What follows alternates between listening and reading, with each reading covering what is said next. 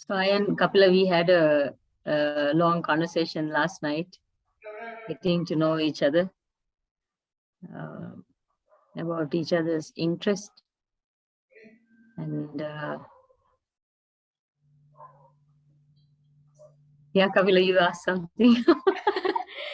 So we had this really nice conversation. It was very nice because we found we have many common interests, ranging from snakes and birds to storytelling and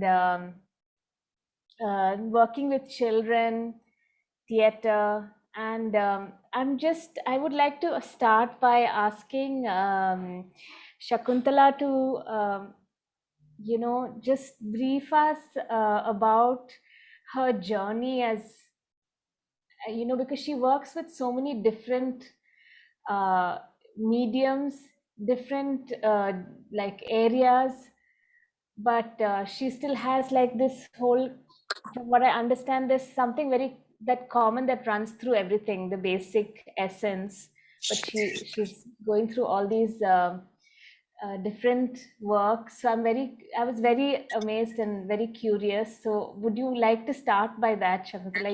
You would like to present something, and also shall we start with that? As I told you, I would like to show you this book that I made after conducting some workshops at a village school in Tarugale. So yeah, this is a book I wanted to share. This is not the final outcome, actually. This is like the recent edition. It's called The Little Hunter and Sulan. Sulan is the pet dog of this little hunter. And so basically, I made this book at this village school when I was doing some art workshops for children. It was volunteer work. I randomly happened to go there for some photo shoot, and then I noticed these children don't have much facilities, and they had no teachers in the school. So also I was in a teaching practice program. So there I took opportunity to kind of conduct some workshops. And there, of course, I had no much resources. Whatever the materials I used to take, they would finish it within one day. So I could not also afford to get more. So I was thinking of using natural materials. And at the same time, I was teaching in the university art history. So I was to research on this prehistoric art making. So I got to do a lot of research on natural color making and the subject areas. So I thought I should connect this study with the workshops I was doing at the village school. So we took chance to look at the animals in the village and the materials, clay and flower petals, plants, and different vegetables and all that. So we started experimenting. And there I came up with this storybook. And let me show you a bit of, just ignore the pictures at the moment. I'll just show you the illustrations.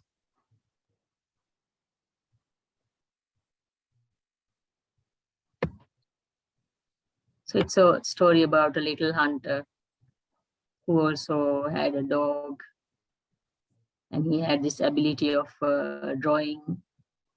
And then he used to draw animals in the surrounding,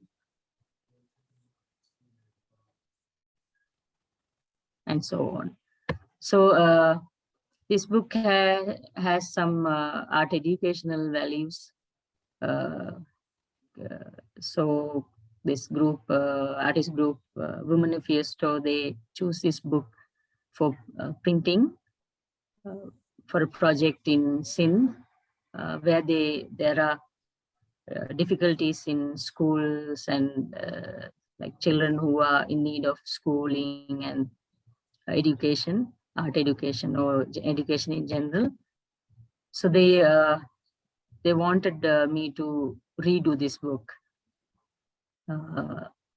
Also doing some proper arrangement of workshops along with that. And so I did this whole exercise when I was at home for this pandemic. My nephew was home, so I did the whole exercise with him and my niece. So then later, the person who conducted this project, she wanted me to combine the photographs that I took while doing the project workshops along with the illustrations of this book. I hope I'm clear. What I'm saying is clear. So yeah, this is like another way of storytelling and combining the real images and the illustrations, also to kind of inspire children to follow some activities. So yeah, this book is one of my most favorite. Let me also show you some more images.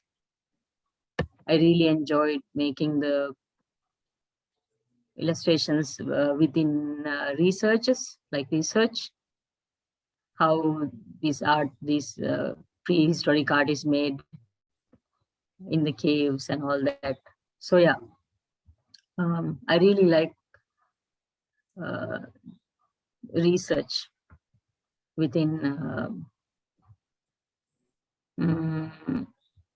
the subject area that I get to illustrate.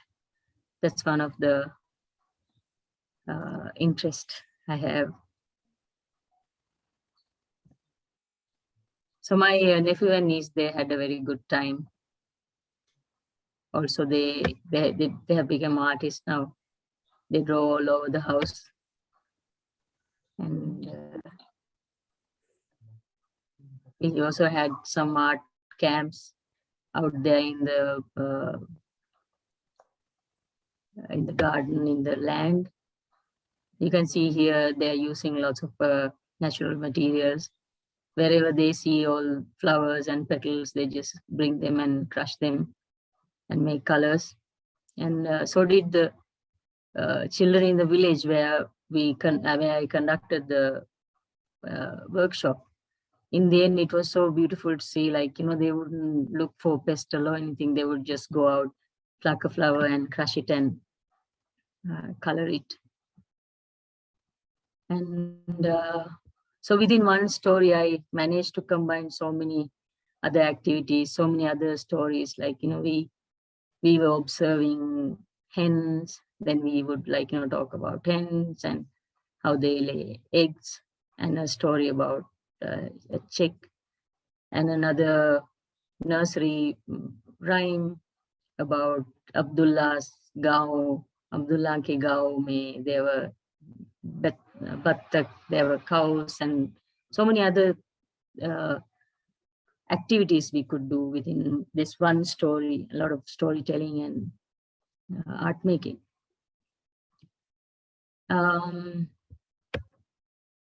Yeah, also I was also telling Kapila that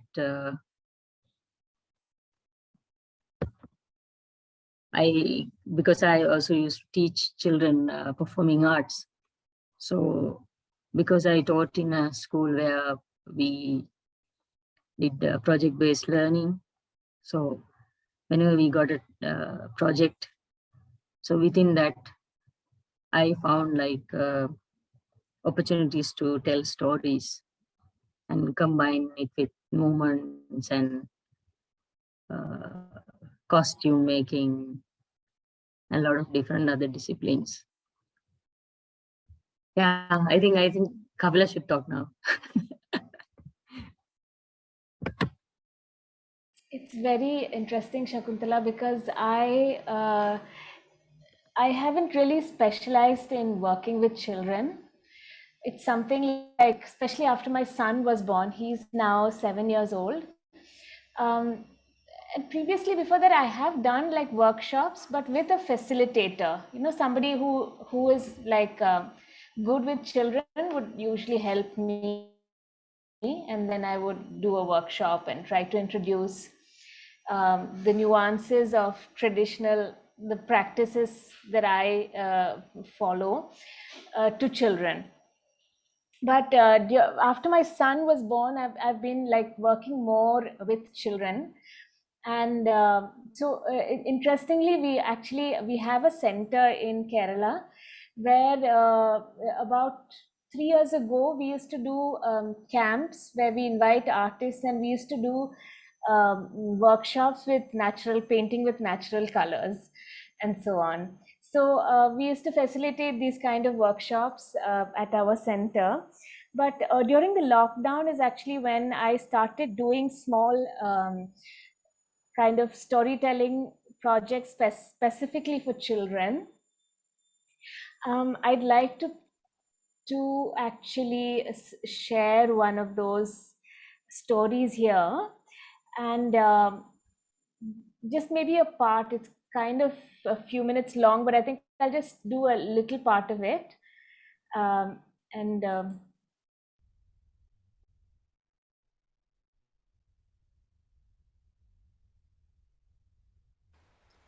Hello everyone. Today I'm going to tell you a story about a princess called Sita. And this story is about a time when Sita, together with her husband Rama and their brother Lakshmana, set out to go and live in the forest.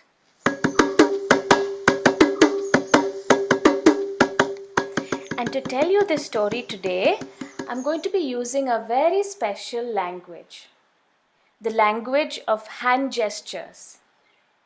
And most of the hand gestures that I use today are from a 2000-year-old art form called Kudiyattam. Can you say? Kudiyattam, Kudiyattam, which used to be performed in the temples of Kerala. This art form is performed in the light of an oil lamp and is accompanied by a pot-like drum called the mirav. And the actresses and actors use their eyes and hands and facial expressions and body movements in a very unique way to tell stories about things that happen all over the world. In fact, in all the different worlds. Okay, so now let's get to the story. And I hope that very soon all of you will be able to come and watch a real live performance of Kudiyattam.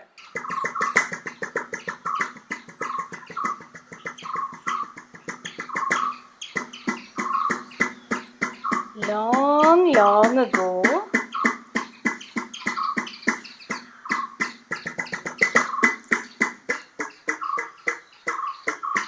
there was a princess called Sita.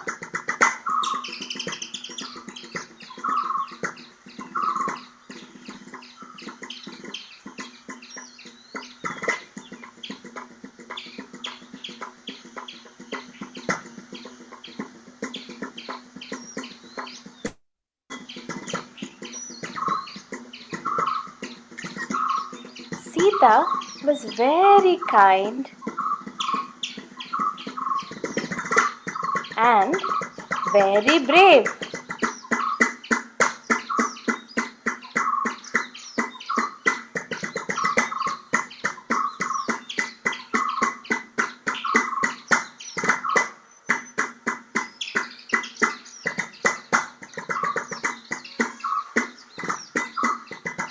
One day,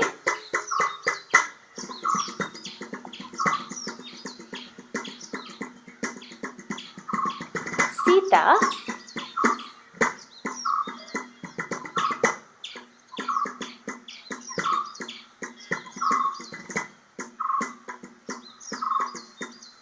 together with her husband Prince Rama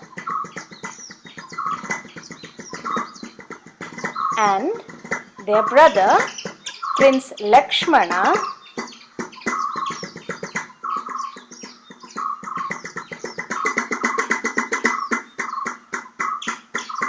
set out to go and live in the forest for many years.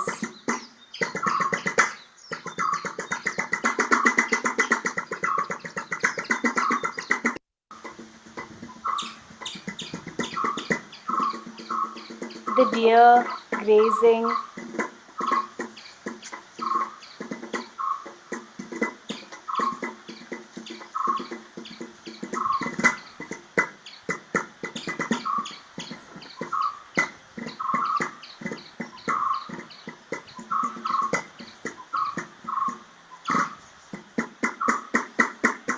a little snake slithering by,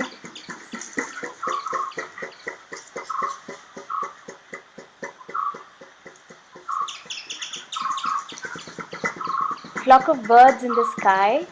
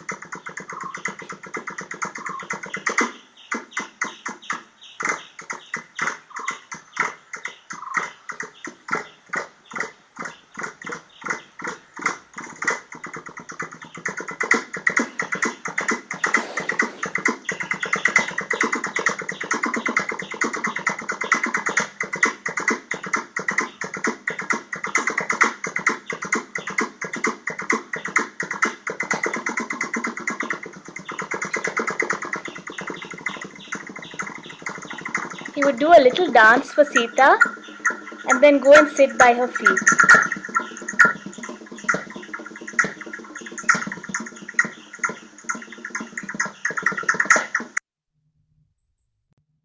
Yeah. So that's like an example of like, that was the first story that I did for children during the lockdown.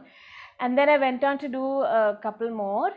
And it's actually something that I want to do more and more, because I felt like Kudiyatam, the theatre that I practice, it's very complex, very slow and very long performances. And, you know, if you suddenly introduce this to a child, they'll run away from it, you know. So you have to really come down and, you know, like make it very, very accessible and understandable, so that you, and you know, in Kudiyatam we usually have this system where you build a relationship with the audience and they have to keep coming back over and over to understand the nuances of the performance.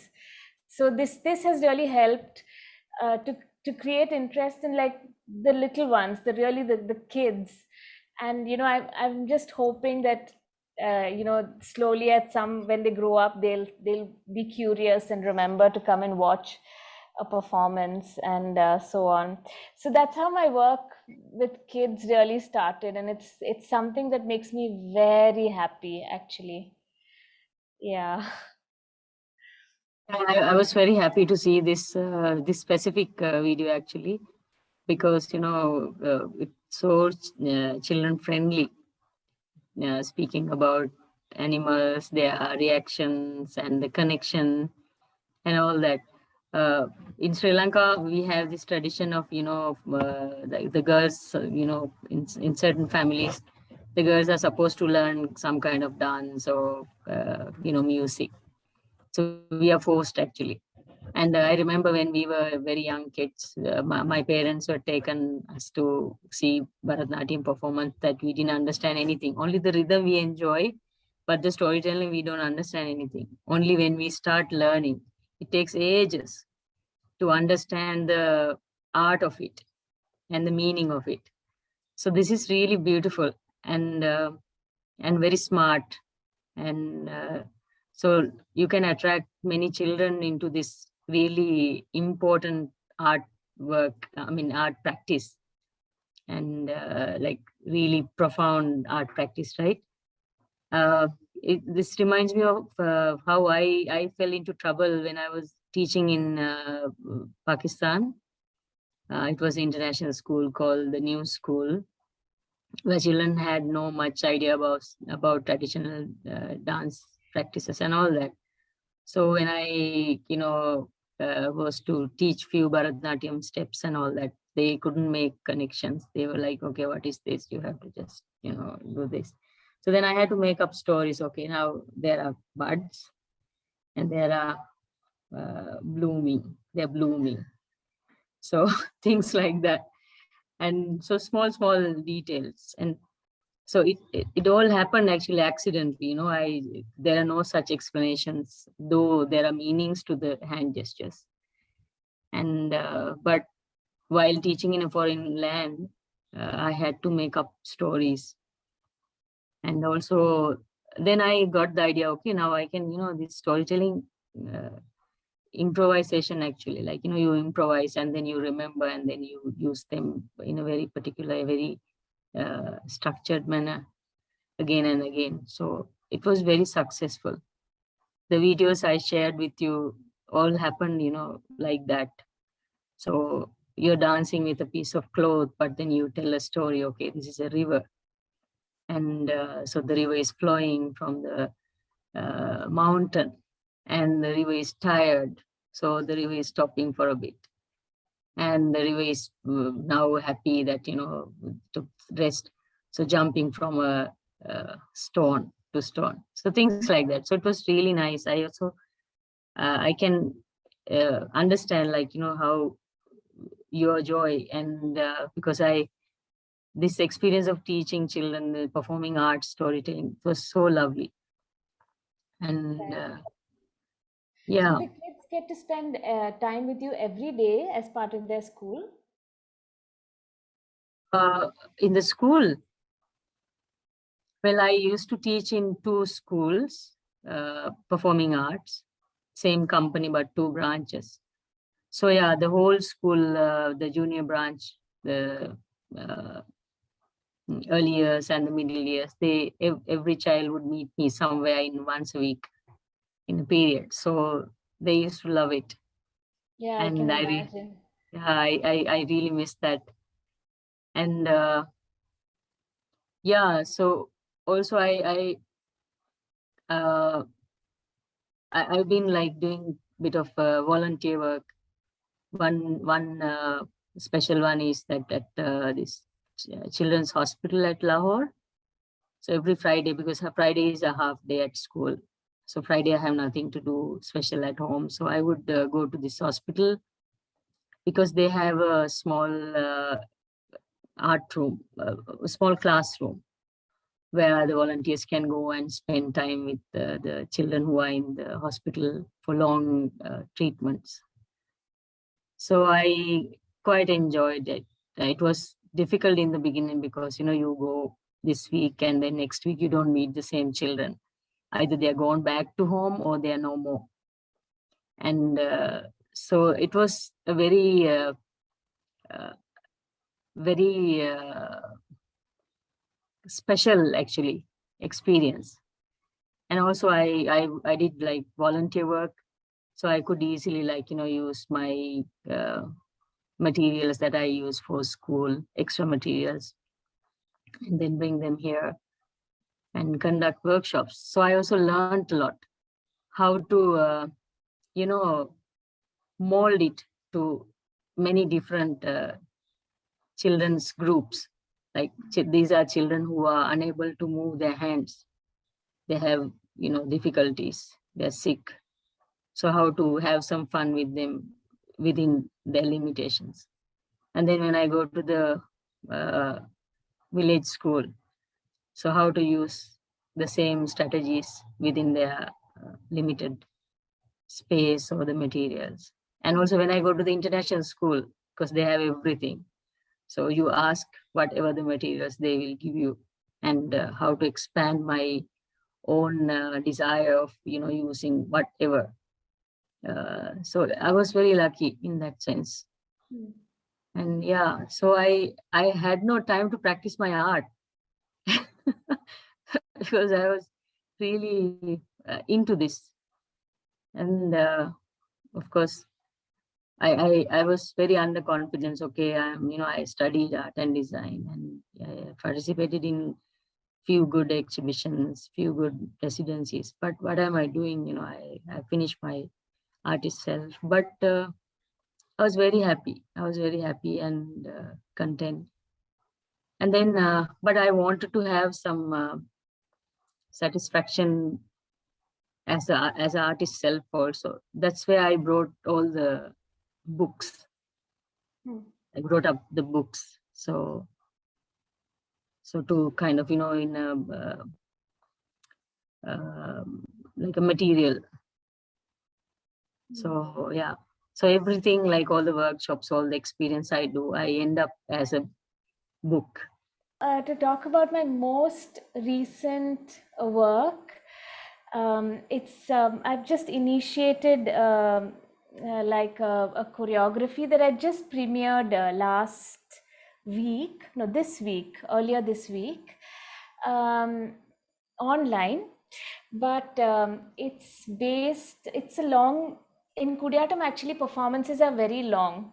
So for us, we say 3 days, 5 days, 12 days, means 12 continuous days of performance. So it's like our performances are very, very long and elaborate. So I am working particularly on two very famous texts, poetry actually, in Sanskrit language. The first text that I started working with is called Devi Mahatmyam, which literally translates as the glory of the goddess. And it's the goddess is very, very important to us in the Hindu culture. And the goddess is basically always manifesting in various forms to confront the evil forces and restore balance in whenever there's trouble. Usually we look at the world in like the good and evil, and then the evil are like the asuras, the rakshasas, who become arrogant and who start wielding their power and violence and conquering and torturing people, and then the goddess has to manifest and go to a battle with the asuras and then defeat them and restore balance. So this happens a lot in the mythology. And so the goddess comes in various forms, in various emotions, in various qualities. Sometimes she is calm and compassionate and motherly. Sometimes she's very seductive and beautiful. Sometimes she's ferocious and valorous and aggressive. And sometimes she's almost like, grotesque and extremely violent and extremely crude. So there are all these different variations of her. And this Devi Mahatmyam is like 700 verses on the goddess. And through that text, I entered another text. It's called Devi Bhagavatam, which is also on the goddess, but it's actually a more narrative text, which goes into more stories. And I love stories. So then I started getting a lot of material from this other text, which actually changed my perspective very drastically, because from the Devi Bhagavatam, I got many stories that tell the story of the dark characters. So the dark characters are born quite innocent or through very natural circumstances, and how they become dark is very interesting. For example, there is one very ferocious asura, but his birth story is like very touching and very tragic. His parents fall in love, they get married, and she's pregnant, but the father gets killed when another man is trying to force himself on the wife, and the father dies, and the mother, who is fully pregnant, jumps into the father's funeral pyre and gives birth to this baby in the fire, and then she dies. So it's like this is a very short version. It's a long, elaborate story, but it's actually a very touching story. And in such horrible circumstances, a child is born. He's obviously going to he does penance and he conquers the world and then becomes very arrogant. But then there's a reason why he becomes that kind of person. So I started exploring those dark stories. So I've made a performance that is a balance between trying to see both perspectives of the perspective, and also to look at the dark side. So I'm not on any side. I'm just being the witness to the story from both sides. Here in Sri Lanka for doing a CSR project, this tea company, corporate social responsibility program. So they are going to serve the community at this tea estate from the profit they are making. Because I have done like lots of projects with these children and communities, so they took me also to understand understand what they would need, these people and the children. So so when I went there, it's like another world, and all the tea farmers that we call now, but they are they're so-called the tea estate workers, and they're given very low facilities and all that under this colonial system. So yeah, when I was staying there and trying to do my job again, my own practice, I was attracted to these children in the crèche, the daycare, where they're waiting for their parents. The parents are gone to work in the fields all day. So yeah, I'm thinking of also with the interest of the owner's wife, because she's very much a humanitarian person. So she wants to also change the perception of the people towards these people. She wants to call them as tea farmers and get the help to sort of improve their lives and thinking. Also to treat the children like any other children in the world. So with her interest and then some support from few other members in the team, so I'm trying to develop the program so that they will, it's also kind of related to this concept of this exhibition,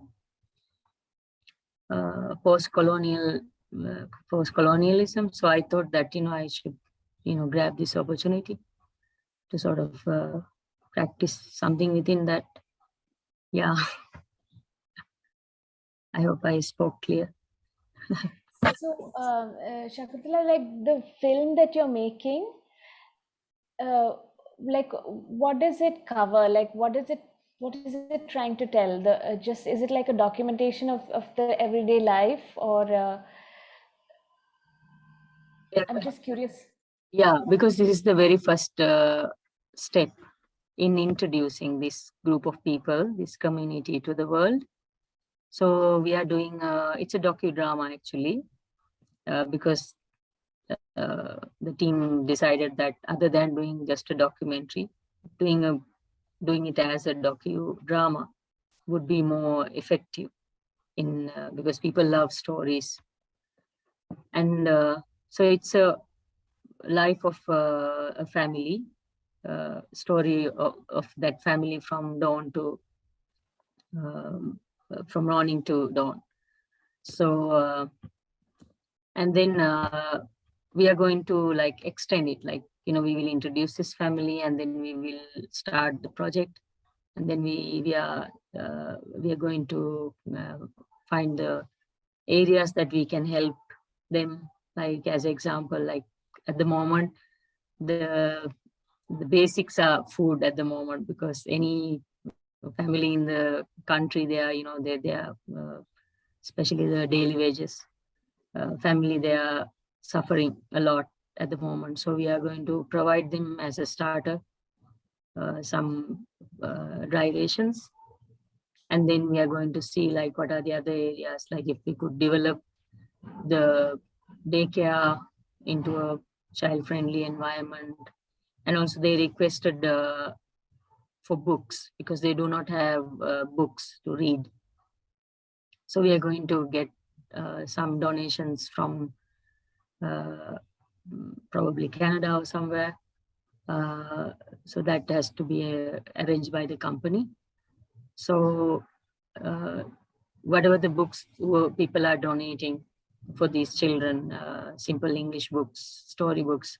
So we are going to hopefully bring them here and then make a setup.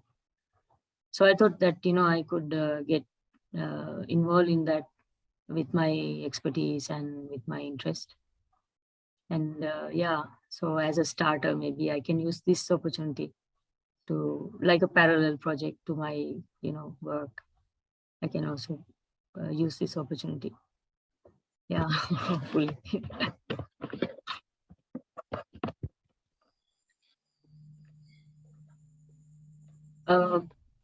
Again, like, the language is a barrier because I don't speak Tamil. I understand a bit, but I'm very poor in Tamil. So yeah, again, um, we were having some fun with the kids while we were shooting the film. So of course it was through dance and some moments that was quite interesting.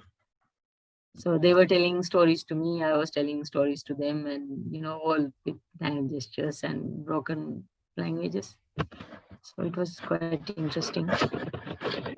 And yeah, still like, thinking ideas. And also, like I discussed with you last night, part of this estate is a conservation land for leopards. Yeah. And so I'm also, I got this idea, okay, this is a very good story for a book.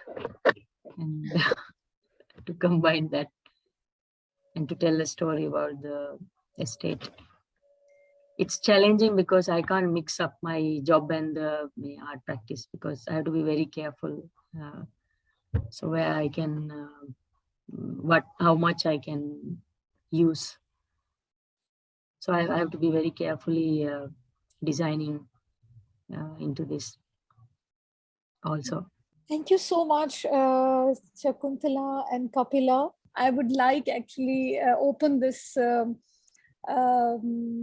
discussion to all the artists who are present here.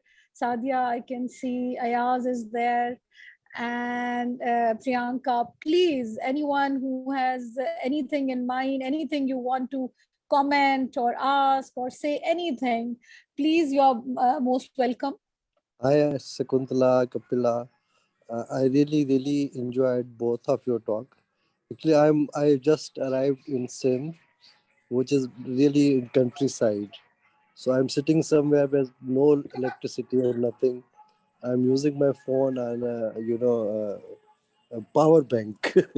So, but I really enjoyed, and the way you both spoke about your own work, uh, and I think the main thing was how your practice revolve around the storytelling, and I think that's like central to every art practice. Uh, Even if you are a poet, you have stories to tell. Even if you are a painter, you have stories to tell. Even if you are an actor, definitely you have stories to tell. And so I really enjoyed both of your works, and especially Kapila's work because my wife Zainab, she is also Kathak dancer, and Kathak means Katha means story.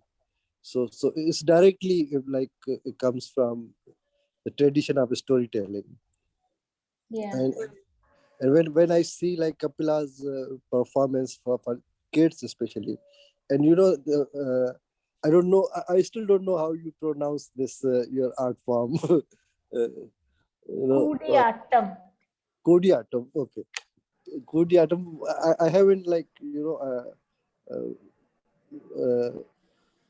said this word with my own mouth, so I don't remember it's word Kodiatum. That's nice.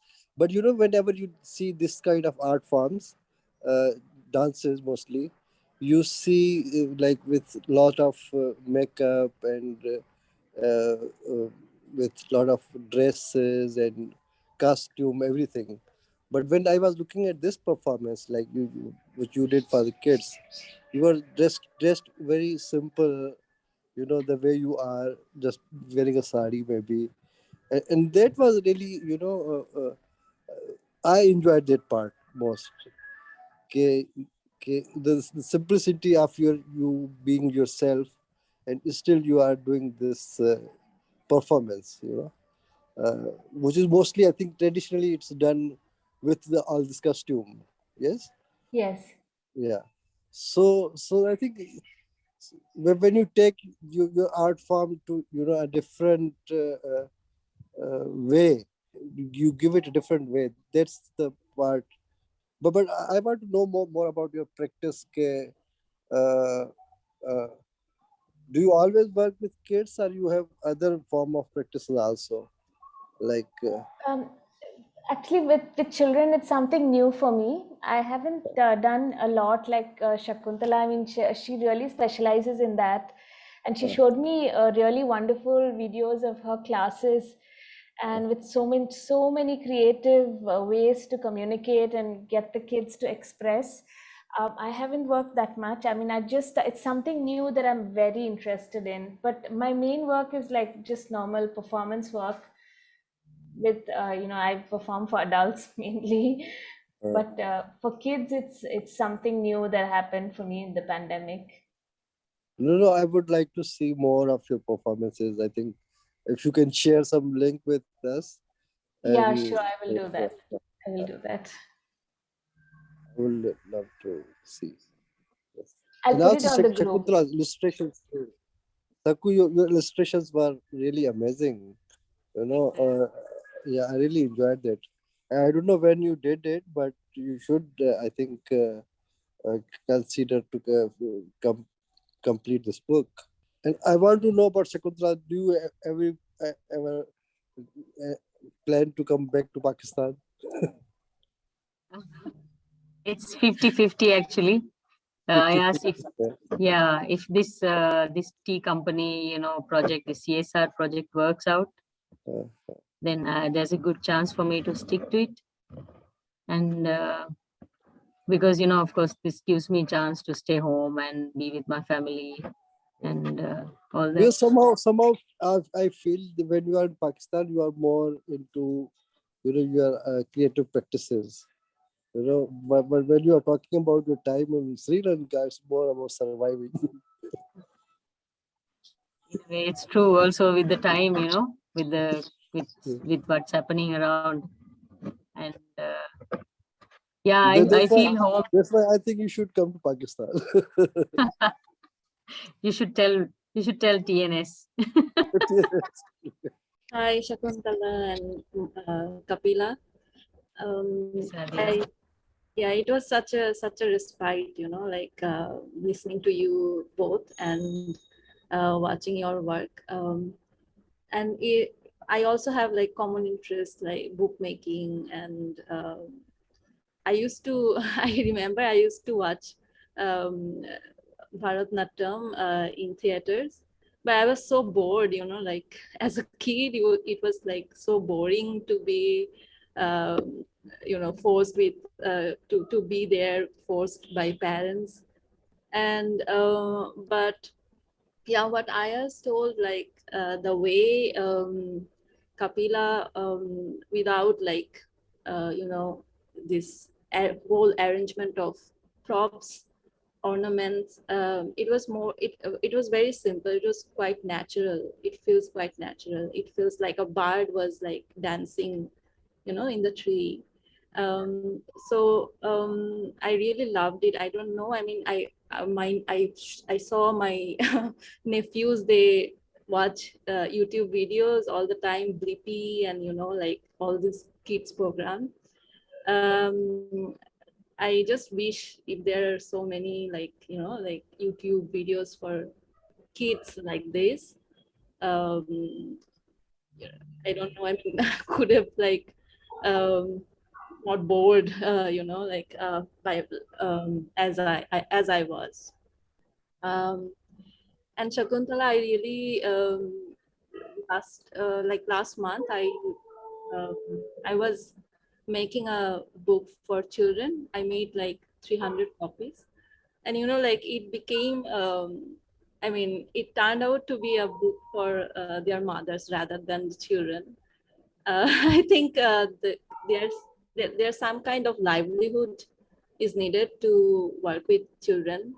You have to be like really motivated, really sensible. I sometimes lack that. I think so. I don't know how do you manage this. Like kind of be so lively, so alive at that moment of. I know like kids are already there. They give you this energy of like being very playful, but it is being adult and uh, trying to like balance all the other things in life. It is something I really trying to like I'm seeking for like, in my practice. Thank you both of you.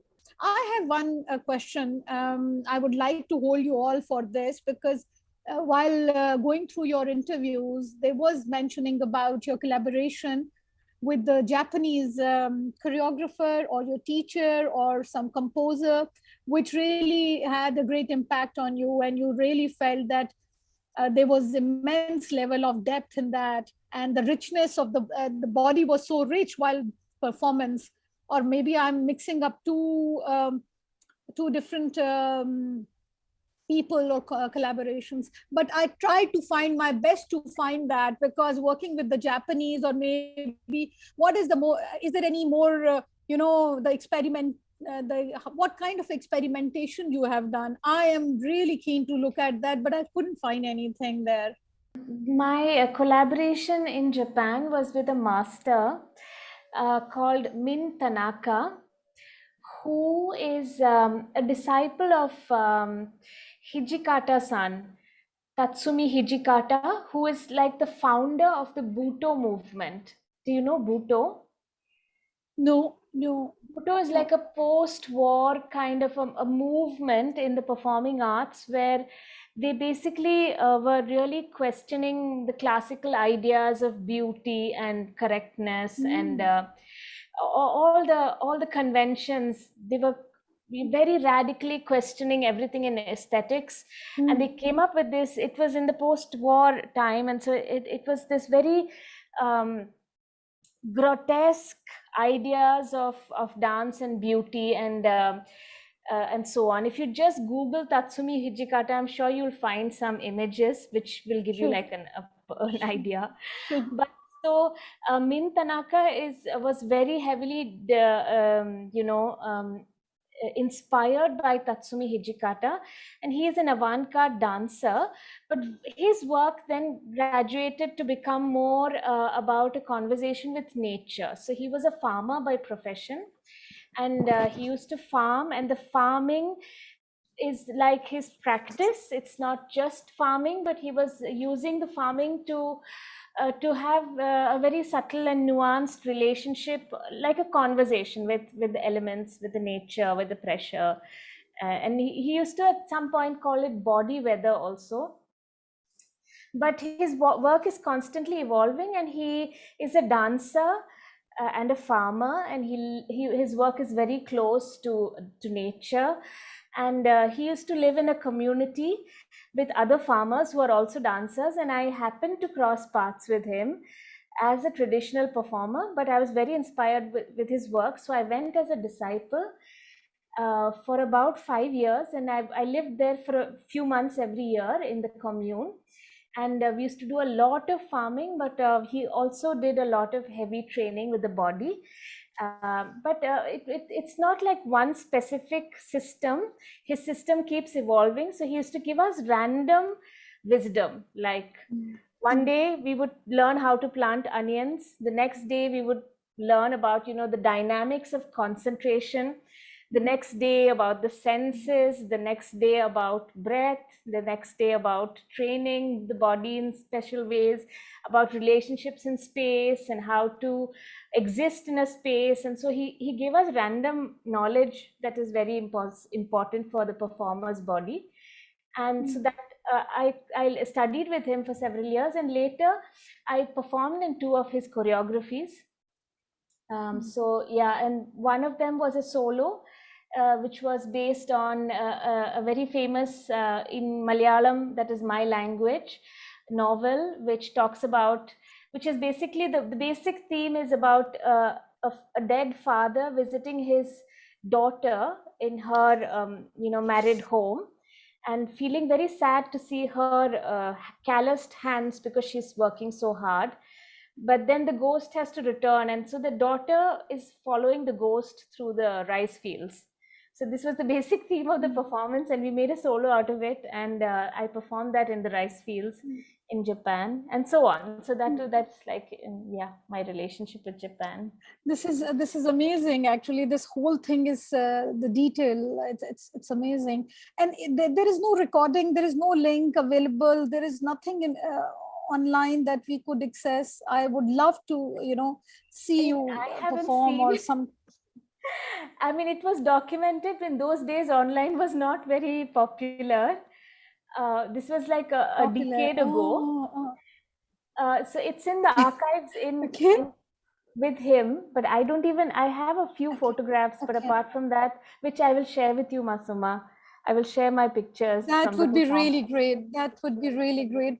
But I think looking at it from your perspective of, where art and life becomes one. And this is where I would like to come to Sakunthala, where farming and planting and, how you spend your day, and then comes a project and everything. This is like extremely very beautiful. Thank you all once again. Thank you so much.